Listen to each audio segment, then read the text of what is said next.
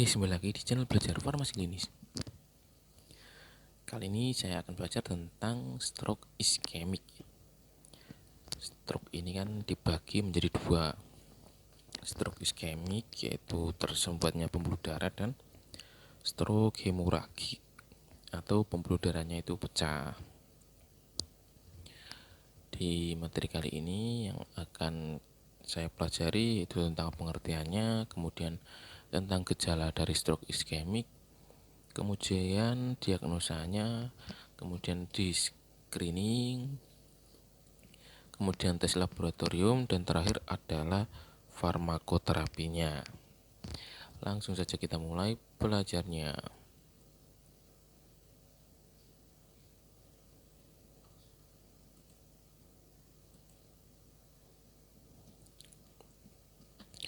Mulai dari pengertiannya dulu. Stroke iskemik terjadi ketika pembuluh darah yang memasuk ke otak terhambat. Jadi terhambatnya itu membuat menjadi stroke ya. Pertimbangan stroke pada pasien dengan defisit neurologis vokal mendadak atau perubahan tingkat kesadaran.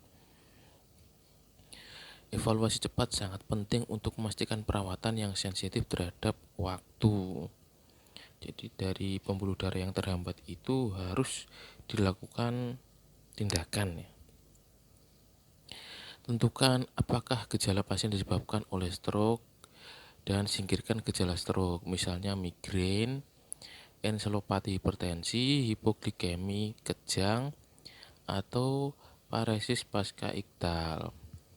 Mengidentifikasi kondisi lain yang memerlukan intervensi segera dan menentukan penyebab potensial stroke. Jadi dipilah dulu. Ini misal tidak sadarnya itu apa karena hipoglikemi, apa karena enselopati hipertensi, itu harus dipilah dulu. Kalau posisi hipoglikemi itu kan mesti lemas sampai tidak sadar, sampai kemudian stroke ini atau disebut penyakit cerebrovaskular ya, didefinisikan sebagai awitan tiba-tiba defisit neurologis vokal atau setiap perubahan tingkat kesadaran karena patologi vaskular yang mendasarinya. Jadi di sini keterlibatan otak terbukti secara klinis atau seperti yang didokumentasikan dalam studi pencitraan berdasarkan timbulnya gejala.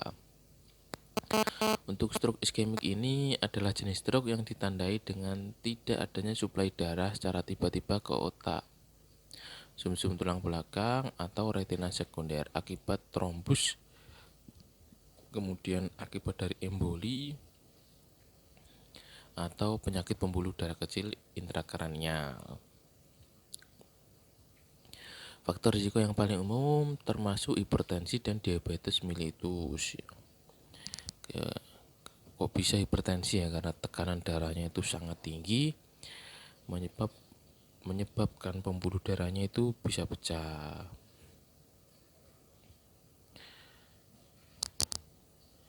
Kemudian evaluasi cepat sangat penting untuk penggunaan perawatan yang sensitif terhadap waktu untuk mencegah kerusakan otak lebih lanjut.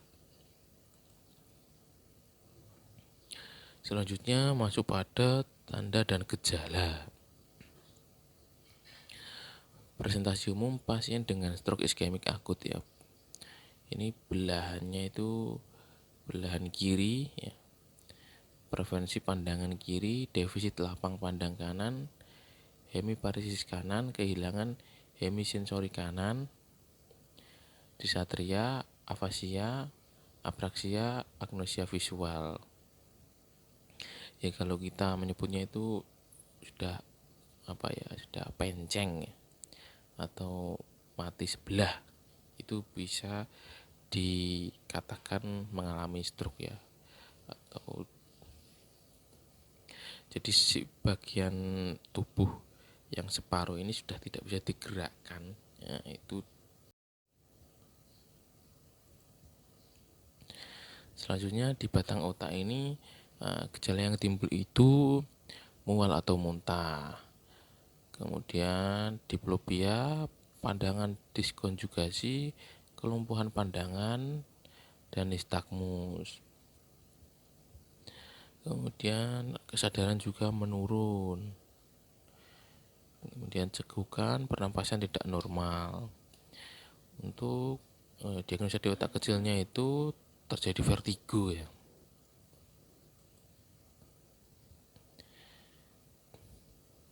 Diagnosa ini tentukan apakah gejala pasien disebabkan oleh stroke ya. Gejala tadi disebabkan oleh stroke atau penyakit lainnya. Misalnya kok seperti yang awal tadi, hipoglikemi, nanti dikira stroke. Padahal hipoglikemi posisi tubuh dalam keadaan lemas mesti semaput. Kemudian identifikasi kondisi lain yang memerlukan intervensi segera dan tentukan penyebab potensial stroke.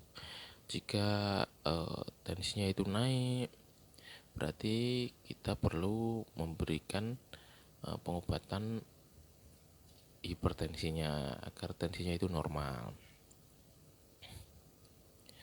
Kemudian dilihat dari historinya atau sejarahnya itu, waktu timbul gejala adalah satu-satunya informasi sejarah yang paling penting. Onset stroke didefinisikan sebagai terakhir kali pasien bebas gejala. Dapatkan keadaan sekitar perkembangan gejala dan fitur yang mungkin menunjukkan penyebab potensial lain dari gejala. Identifikasi faktor resiko. Dari penyakit jantung, obat-obatan, kondisi yang dapat menjadi predisposisi, komplikasi perdarahan, riwayat penyalahgunaan obat, infeksi migran kejang, trauma, penggunaan kontrasepsi oral atau kehamilan. Jadi faktor resiko yang diidentifikasi adalah yang disebutkan tadi. Kemudian untuk pemeriksaan fisik lengkap meliputi tanda-tanda vital ya, TTV, kemudian saturasi oksigen dan suhu tubuh. Kemudian dilakukan pemeriksaan neurologis singkat tapi menyeluruh. Maksudnya singkat tapi menyeluruh ini neuronya itu telapak kakinya itu dicoret-coret pakai dipakai pulpen, itu ada respon apa enggak. Itu kan kalau ada respon, oh ini berarti belum sampai telapak kaki gitu, hubungannya dengan saraf.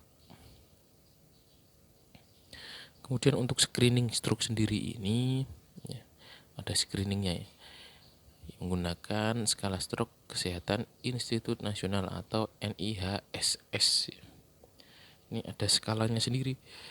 Seperti contohnya itu di nyeri ya.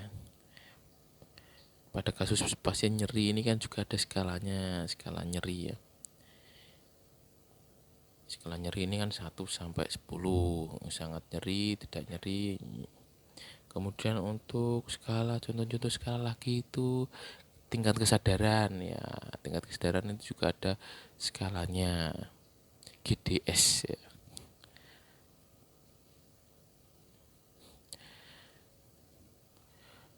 Untuk screening skala ini membantu mengukur derajat atau keparahan defisit neurologis dan dapat mengidentifikasi kemungkinan lokasi lesi atau oklusi. Kemudian memfasilitasi komunikasi antar profesional kesehatan dan dapat memberikan informasi prognostik. Dapat mengidentifikasi pasien yang memenuhi syarat untuk intervensi dan potensi resiko komplikasi. Untuk tes laboratorium ini dilakukan diagnosis tes dulu ya, dari glukosa darahnya, kemudian hitung darah lengkapnya, HB-nya berapa, kemudian trombositnya berapa, kemudian dites lagi fungsi ginjalnya ya, dihitung kreatininnya itu berapa,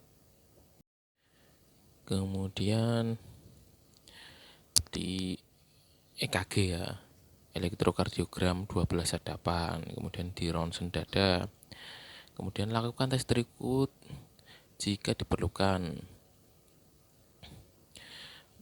Tes gas darah jika dicurigai hipoksia. Kemudian tes fungsi hati SGOT, SGPT. Kemudian dilakukan tes gamilan. Kemudian fungsi lumbal. Kemudian di EEG jika dicurigai kejang. Kemudian di ekokardiogram jika dicurigai kardioemboli.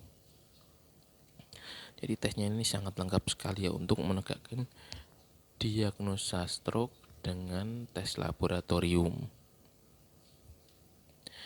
Untuk perlakuannya itu jika terjadi hipertensi maka dilakukan manajemen tekanan darah. Jadi peningkatan tekanan darah ini merupakan faktor risiko utama untuk stroke pertama. Dan selanjutnya baik tekanan darah tinggi maupun rendah dikaitkan dengan hasil yang buruk pada stroke iskemik akut. Jadi kalau tekanan darahnya itu cepat, dikhawatirkan pembuluh darahnya itu tidak kuat ya, karena tekanannya sangat cepat ini. Nanti bisa menyebabkan pembuluh darah ini pecah. Tekanan darah yang meningkat ringan dan sedang tidak boleh diturunkan secara rutin pada fase akut stroke, karena hal ini dapat memperburuk hasil. Hindari penurunan tekanan darah yang agresif karena ini merugikan pada stroke akut. Hipotensi dan hipovolemi harus dikoreksi untuk mempertahankan tingkat perfusi sistemik yang penting untuk fungsi organ. Kemudian peningkatan tekanan darah pada stroke mungkin karena stres dari kejadian cerebrovaskular, kandung kemih, mual, nyeri, hipertensi yang sudah ada sebelumnya. Jadi ada penyakit-penyakit penyerta yang menyebabkan terjadinya stroke ini ya. Respon fisiologis terhadap peningkatan tekanan intrakranial atau hipoksia. Peningkatan tekanan darah biasanya sembuh secara spontan dalam beberapa hari pertama setelah stroke. Tekanan darah yang terlalu tinggi diturunkan untuk mengurangi pembentukan edema otak. Edema ini bengkak ya, udem. Mengurangi risiko transformasi hemoragik pada infak. Hemoragik ini pembuluh darahnya pecah. Kemudian mencegah kerusakan pembuluh darah lebih lanjut dan mencegah stroke berulang dini. Selanjutnya blood pressure manajemen tekanan darah ya. Treatmentnya itu biasanya menggunakan IV ya, karena ini kan mencari onset tercepat ya, agar bisa menurunkan tekanan darah. Apabila lebih dari 220 ini diberikan labetalol IV ya, 10 sampai 20 mg. Setelah 1 sampai 2 menit repeat atau diulang kembali. Maksimal dosisnya itu 300 mg dalam 24 jam. Jika tidak menggunakan labetalol bisa juga menggunakan nicardipine ya. 5 mg per hour, 5 gram per jam IV infusion. Jadi nicardipine ini bisa dicampurkan dengan cairan infus. Untuk maksimal dosisnya itu 15 mg per hari. Jadi bila menggunakan nicardipine ini bisa menurunkan 10 sampai 15% ya tekanan darahnya itu. Kalau menggunakan per oral, kondisinya masih menggunakan per oral, bisa menggunakan captopril. Captopril ini dosis yang digunakan adalah 6,25 sampai 12,5 mg per oral. Dosis dan captopril ini ada yang 25 mg. Berarti kalau dia menggunakan 12,5 berarti separuh ya. Separuh dari satu tablet 25 mg tadi. Kemudian manajemen tekanan darah jika pretrombolitik ya, terapi pretrombolitik ini tekanan darahnya ini lebih rendah daripada yang tadi kan sudah lebih dari 220 ya. Kalau ini lebih dari 185. Sama juga menggunakan labetalol, kemudian juga menggunakan nicardipin.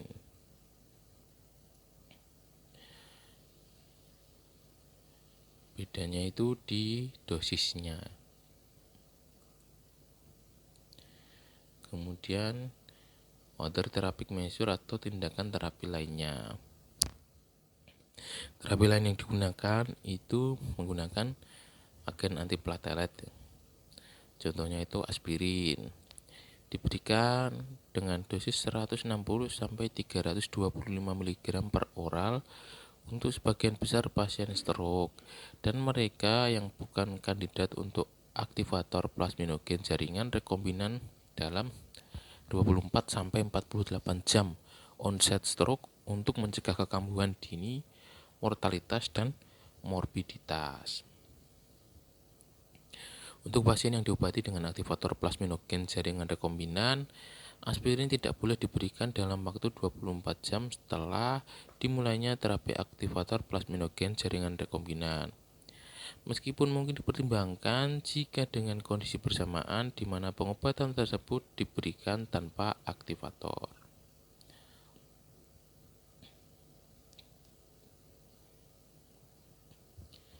Untuk aspirin ini kontraindikasi pada pasien dengan alergi aspirin atau menderita pendarahan kista intestinal. Kemudian 21 hari terapi antiplatelet ganda dengan clopidogrel pada stroke ringan yang dimulai dalam 24 jam dapat bermanfaat untuk mencegah stroke sekunder dini hingga 90 hari setelah timbulnya gejala. Biasanya untuk pasien rawat inap ini kan dikombinasi ya, pakai aspirin atau aspilet, juga menggunakan CPG atau clopidogrel. Tidak boleh digunakan sebagai pengganti jika pasien memenuhi syarat untuk intervensi akut lainnya, misalnya aktivator plasminogen jaringan rekombinan. Untuk selanjutnya adalah agen antikoagulan. Antikoagulan ini jadi koagulasi ini kan terjadi pembekuan darah ya. Darahnya ini jadi beku. Kemudian diberikan antikoagulan. Jadi anti ini adalah ya namanya anti mesti anti ya. Anti pembekuan darah ini digunakan untuk mengencerkan darah yang beku tadi. Contoh obatnya adalah menggunakan heparin. Heparin tak terfraksi atau UFA atau heparin dengan berat molekul rendah. Antikoagulan rutin tidak dianjurkan. Jadi penggunaan rutin antikoagulan ini tidak dianjurkan. Ya, kapan menggunakan yang tepat? Saat posisi terjadinya kekambuhan stroke yang darurat. Nah, jadi menggunakan antikoagulan itu tidak boleh digunakan sebagai pengganti aktivator plasminogen jaringan rekombinan untuk pengobatan pasien yang memenuhi syarat. Administrasi dalam waktu 24 jam dari aktivator plasminogen jaringan rekombinan tidak dianjurkan karena peningkatan risiko komplikasi pendarahan. Nah, kenapa kok tidak dianjurkan? Ya, takutnya darahnya yang beku tadi sudah encer, dikasih lagi heparin jadi lebih encer lagi. Ini kan juga sangat berbahaya. Kemudian UFA subkutan dan LMWH dapat dipertimbangkan untuk profilaksis trombosis vena pada pasien berisiko. Untuk perawatan non-farmakologis, untuk pencegahan trombosis vena dalam juga dapat digunakan risiko dan manfaat agen farmakologis perlu dipertimbangkan. tidak terbukti menurunkan mortalitas dan morbiditas atau mencegah kekambuhan stroke. Untuk antikabulan ini sudah disimpulkan tidak terbukti menurunkan mortalitas dan morbiditas atau mencegah kekambuhan stroke. Ya, fungsinya itu kan untuk mengencerkan darah yang beku tadi. Kemudian untuk preventionnya, primary preventionnya ini lifestyle modification. Jadi consumption of diet rice, ya, diet nasi, diet karbo. Takutnya yang obesitas ini pembuluh darahnya tidak kuat ya. Kemudian smoking cessation, ya, smoking ya, terkait dengan merokok ini. Kemudian hipertensi ini hipertensi, untuk pasien dengan hipertensi ini harus dilakukan pengecekan tekanan darah. Kemudian untuk diabetes mellitus ini juga rutin mengecek kadar glukosa darah. Jadi tensi dan cek kadar gula ini sangat diperlukan ya untuk pasien dengan komplikasi hipertensi, diabetes mellitus, kemudian dislipidemia ini dengan kolesterol. Kalau kolesterol ini kan lemaknya ini nanti menyumbat, itu kan juga berbahaya. Kolesterol ini juga harus dikontrol. Kemudian contoh pengobatan antiplatelet tadi kan sudah disebutkan aspirin ya.